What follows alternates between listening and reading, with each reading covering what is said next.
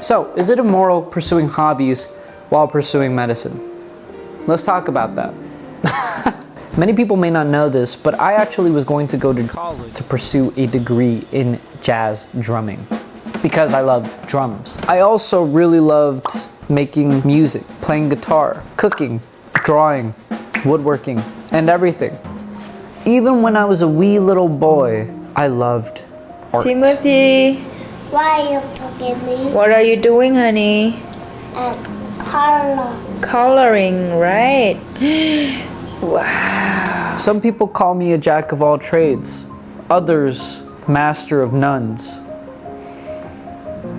And my mother, who's a very astute person who noticed this, shared with me a very important lesson. She said, Tim, you're like a magnifying glass that's really close to the sun. You might have a lot of brightness, but you'll make very little impact if you're so close to the sun.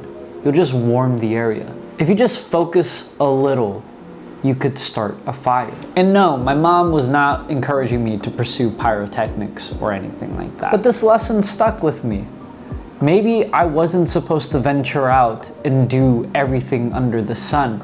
Maybe I was supposed to focus. And now that I'm pursuing a career in medicine, I can't help but feel the slightest hint of guilt when I do a hobby. The slightest LaCroix hint of guilt. Because after all, my main job is to learn and then help people. To try my best because one day I might be someone's hero. Well, to explore this concept a little deeper, I had this awesome opportunity to interview Dr. Michael Green, a physician, professor, researcher, organizer of graphic medicine, and a part-time artist, on this concept, the ethical dilemma behind pursuing hobbies while in medical school. Yes, the short answer is I'd say yes, it's ethical to pursue it, but more than ethical, I think it's virtuous. I think people ought to be pursuing the humanities as part of their medical training because the humanities helps people to think more broadly and more critically about the world around them. Part of what makes somebody a good doctor is to have a perspective that allows them to see the complexity of problems that patients experience, and having a sort of a narrow technical scientific only kind of background is limiting. What would you recommend to people who are in medicine or medicine adjacent fields that feel guilty for exploring the humanities?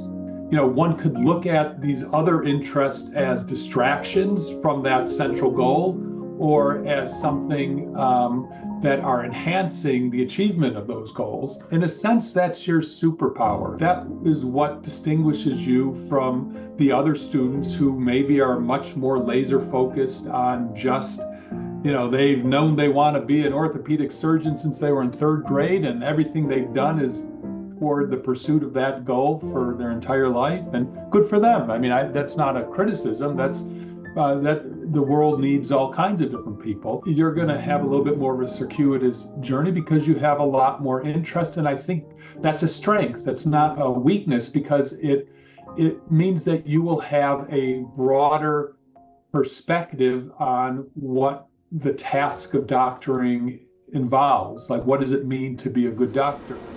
And that's really beautiful. It's not only ethical to pursue art and hobbies while becoming a physician, but it's virtuous. And so, is my mom right? Is Dr. Michael Green right? Are they mutually exclusive? I think they're both right. And here's why. So we recently had a really cool pharmacodynamics lecture. I know, I just said that. And it was really cool because the lecture was started off with a question of which of these compounds are toxic. And in a perhaps pedantic way, but you know, teachers love being pedantic. I liked being pedantic as a teacher. The big picture was that all of those compounds were technically toxic given the context of their administration, given their dosing.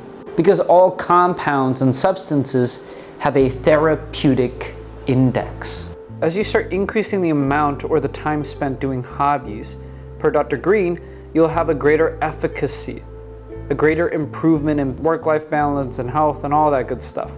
But as my mother said, if you veer too much on being tangential and focusing on your hobbies, you can start neglecting your responsibilities. And so there is a therapeutic index for every single hobby where you're still able to get the efficacious benefits of pursuing said hobby while avoiding the bad things associated with it. And certain hobbies might actually be more beneficial and might have a larger therapeutic index. For instance, reading, I could assume, has a great overlap with healthcare and being in medicine, while also just being fun for you. Art is another thing that can help your dexterity and your fine motor, while also keeping you balanced and humanitarian and whatever. Now, a hobby such as, I don't know, recreational meth might have a very slim therapeutic index. In fact, some people might recommend 0.000 seconds, milliseconds, spending time with that hobby, shooting the meth. And your job as a person is to recognize what therapeutic index works for you. It's an N of 1. If you spend several hours pursuing a certain hobby and you recognize that your grades are depreciating, that you're not being good at school, that you're not being good to your spouse and your friends and your family, perhaps that therapeutic index is smaller and narrower than you originally thought. But of course, as with all videos, I like to end off with a question.